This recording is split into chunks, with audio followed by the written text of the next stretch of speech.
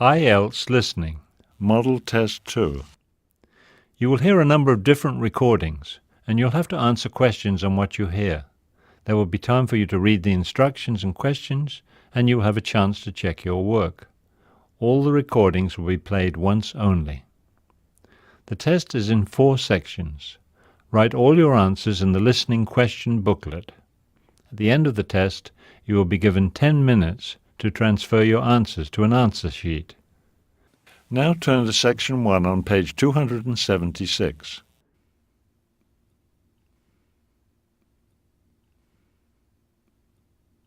Section 1. You will hear a conversation between an interviewer and a woman shopper. First, you have some time to look at questions 1 to 7 on page 276.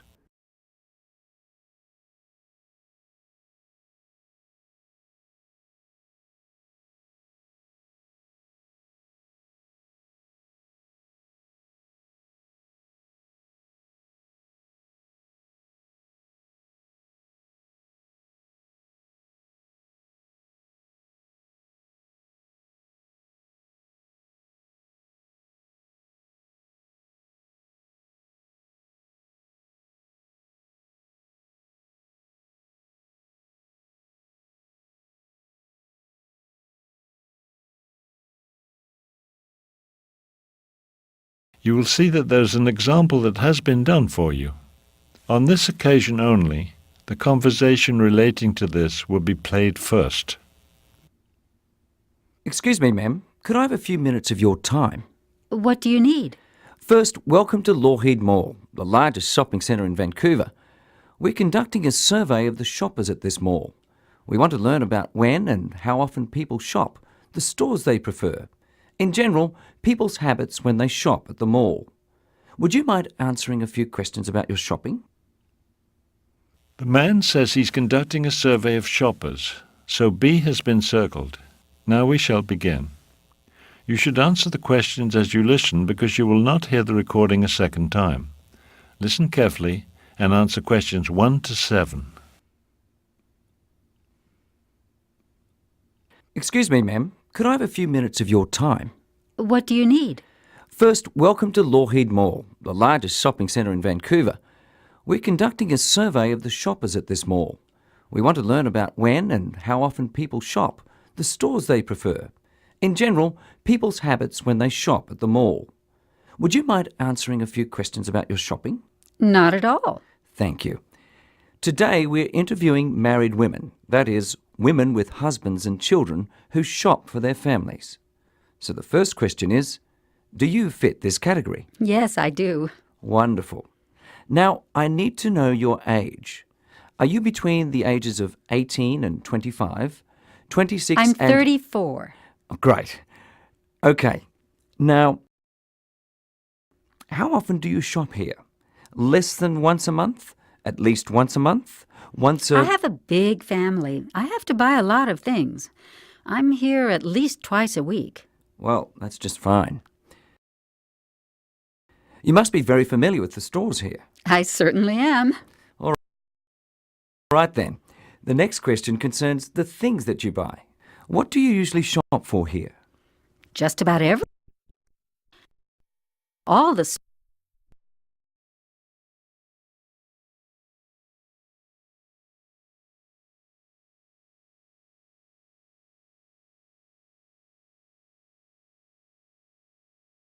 time or another. The clothing store are quite nice, though, frankly, their prices are a bit high. And I like the bookstore, too, but... What I need to know, though, is what is the one type of thing you shop for most often? Would it be books?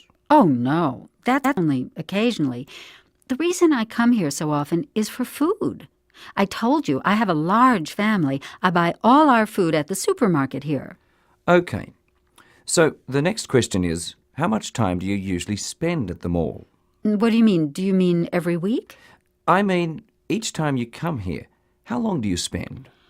Oh, I'd say about an hour and a half or so, maybe a little longer. But I'm hardly ever here for more than 2 hours. Now, there's one last question in this section. How do you usually come to the mall? Do you take the bus? I always drive. Before you hear the rest of the conversation, you have some time to look at questions 8 to 10 on page 277.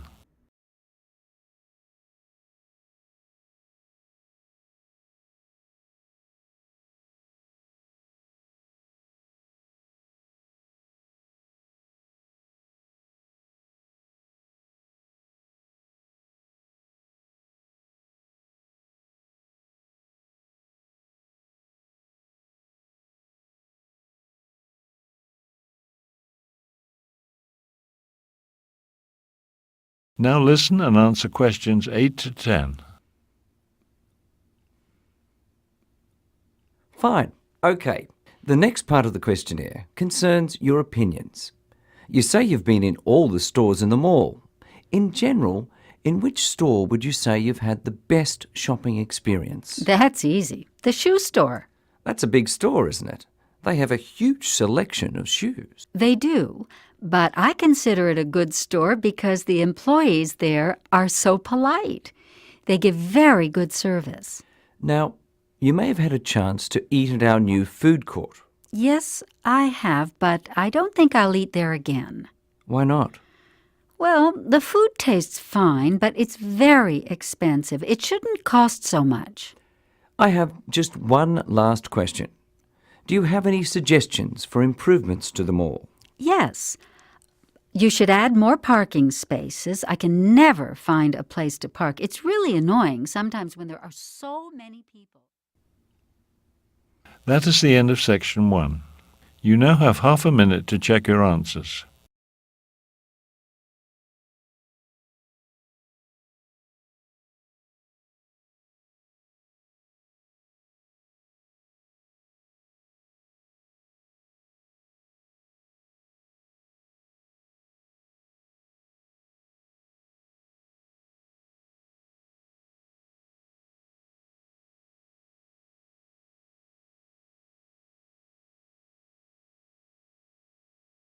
Now turn to section 2 on page 277.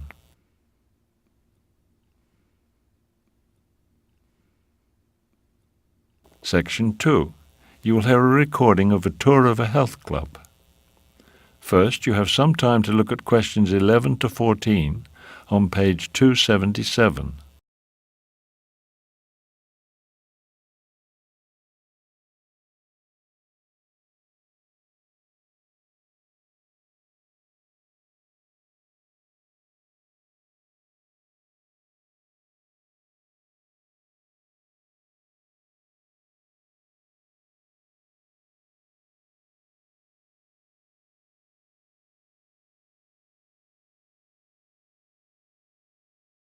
Now listen carefully and answer questions 11 to 14.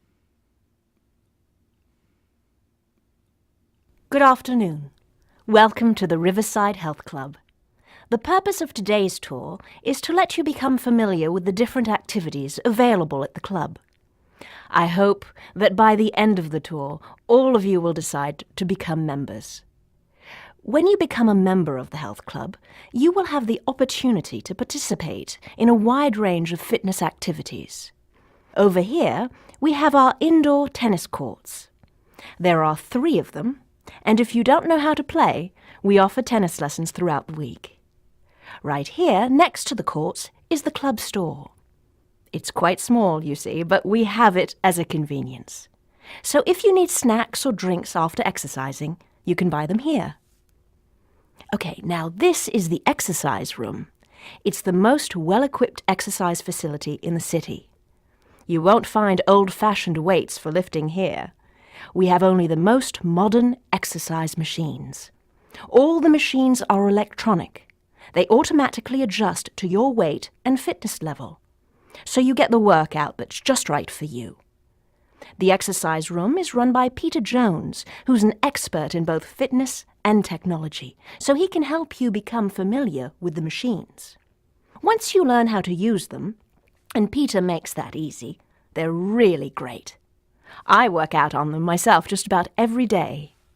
Okay, in here we have the swimming pool. We offer different types and levels of swimming lessons. Also, you'll notice that the pool is Olympic size, so it's well suited for competitions. In fact, our swimming team is well known throughout the city. As a club member, you would have the opportunity to try out for the swim team if you're interested.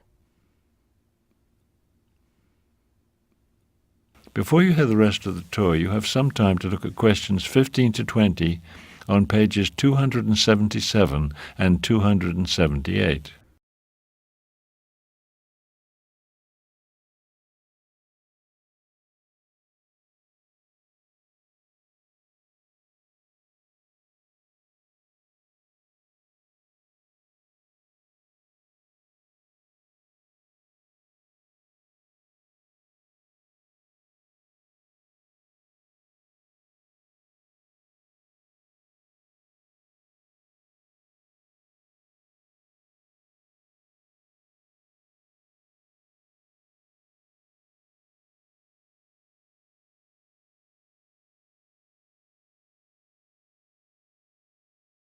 Now listen and answer questions 15 to 20. Over there at the other end are the locker rooms, where you can change from your business clothes to your swimsuit or whatever. You can look in them later if you wish. They're very comfortable. We keep them well stocked with the basic necessities such as towels and soap. You'll have to supply your own shampoo, however. There are plenty of showers, so you'll never have to wait your turn. We also have hair dryers for you to use. For safety reasons, we ask that everyone wear rubber sandals in the changing rooms. What else? Oh, you'll have to supply your own lock, of course. That's for your security. Before we leave the pool area, I'd like to make you aware of some of our rules. The pool is the most popular place in the club, and it's often crowded, so we have rules for everyone's comfort and safety. The most important one, if you have children, please be aware that they are not allowed in the pool area alone. Children must be accompanied by an adult at all times. Naturally, there is no running near the pool. The floor is very wet, and it would be easy to get hurt. One last thing, for sanitary reasons, we ask everyone to shower before entering the pool. All right, I hope you've enjoyed the tour. Are there any questions? That is the end of section 2. You now have half a minute to check your answers.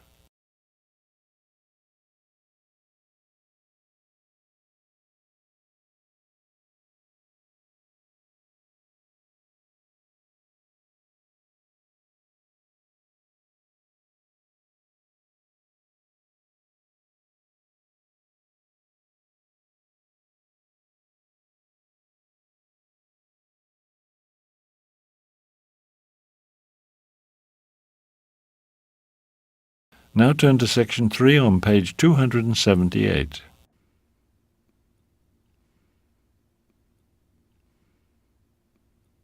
Section 3. You will hear a professor and her students discussing class assignments. First, you will have some time to look at questions 21 to 26 on page 278.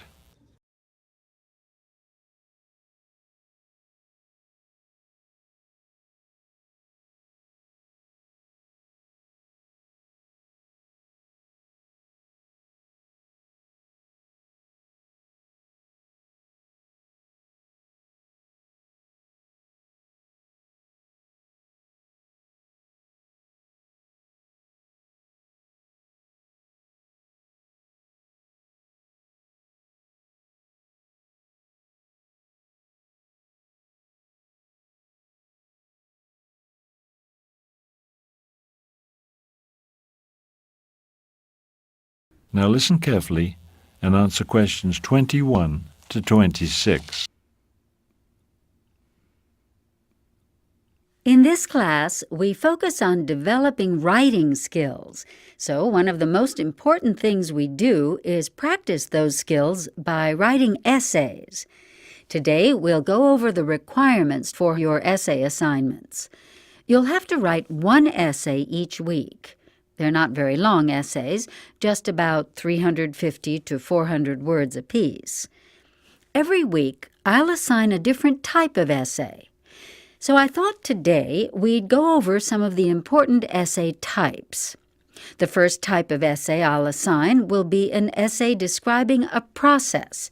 So you'll need to choose something that you can describe step by step. Yes, Mr. Smith? Is that a how-to essay? I mean, would a topic be something like how to fix a car? Well, you should be more specific.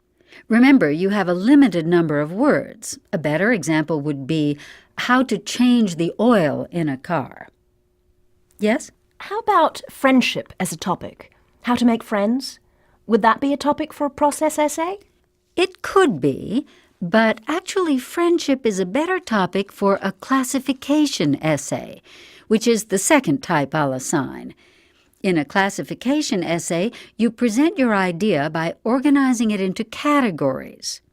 3 types of friends would be a good topic for a classification essay. The third essay type you'll write is compare and contrast. So obviously, for your topic, you'll pick 2 or more things to compare. Like comparing the food in the student cafeteria to the food in a real restaurant. Why not? That could actually be quite a good topic. But it really doesn't matter which topic you choose as long as you develop your argument well. The next essay type is argumentative, in which you'll present an opinion and prove or defend it. I like to argue. Well, then you should do quite well with an argumentative essay. When writing this type of essay, be sure to state your opinion in a clear, straightforward sentence. For example, homework is necessary could be a thesis statement. Yes? Before you hear the rest of the conversation, you have some time to look at questions 27 to 30 on pages 278 and 279.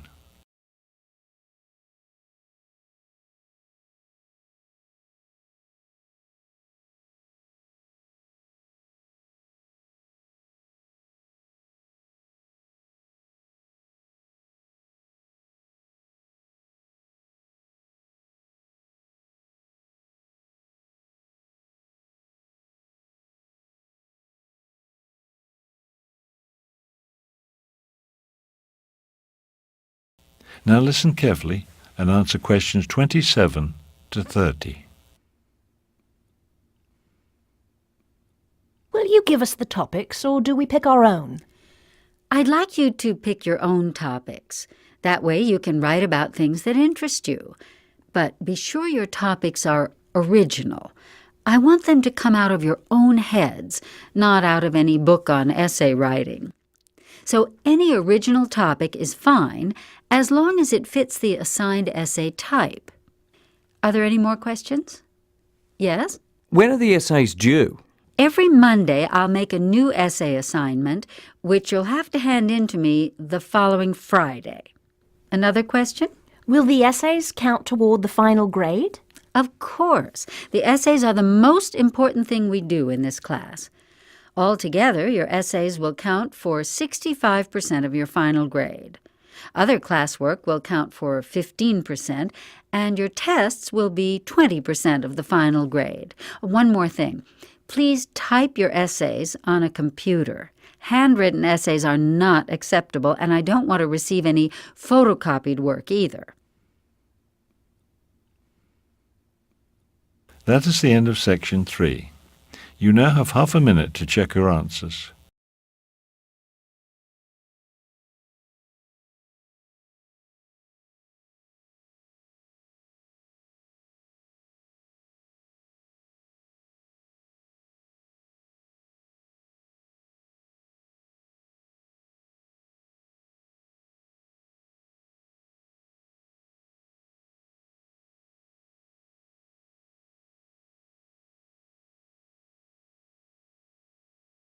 Now turn to section 4 on page 279.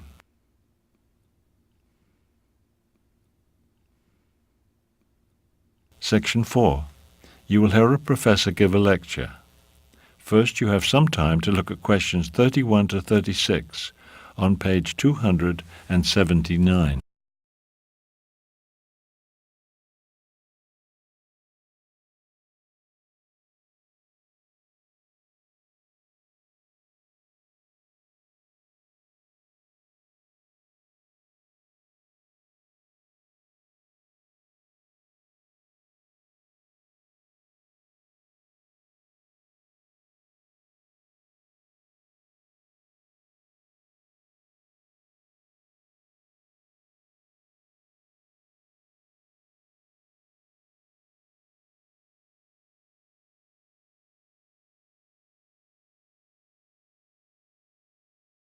Now listen carefully and answer questions 31 to 36. Good evening. I'm Professor Williams, and this class is Introduction to Anthropology. This class meets every Tuesday evening from 6:45 until 8:15. Please be on time for each class session. This evening we'll begin with a discussion of hunter-gatherer societies. This is an important topic because at one time all humans were hunter-gatherers. What are hunter-gatherer societies? They are groups of people that survive by hunting animals and gathering plants to eat. Typically in these societies, the men's job is to hunt large animals, while the women both gather plants and hunt smaller animals. Before 12,000 years ago, all humans lived as hunter-gatherers. Now there are relatively few groups of people living this way, but there are some. Experts estimate that in about 50 years or so, all such groups will have disappeared. Today, hunter-gatherer societies still exist in the Arctic, in some desert areas, and in tropical rainforests. These are areas where other forms of food production, namely agriculture, are too difficult because of the climate. Before you hear the rest of the conversation, you have some time to look at questions 37 to 40 on page 280.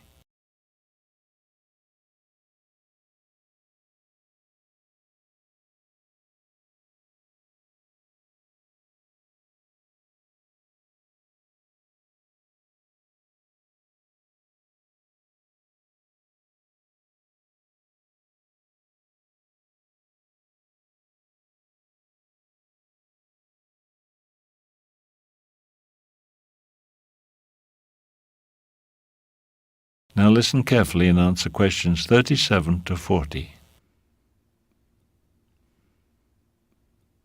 In history, many hunter-gatherer societies eventually developed into farming societies. What are some of the basic differences between hunter-gatherers and farmers? The first is that hunter-gatherers tend to be nomadic. They travel from place to place. Once they have used up the food in one area, they have to move on to the next place to find more. Farmers, on the other hand, are more likely to be sedentary. They can't move often because, of course, they have to stay in one place long enough to plant their crops and harvest them.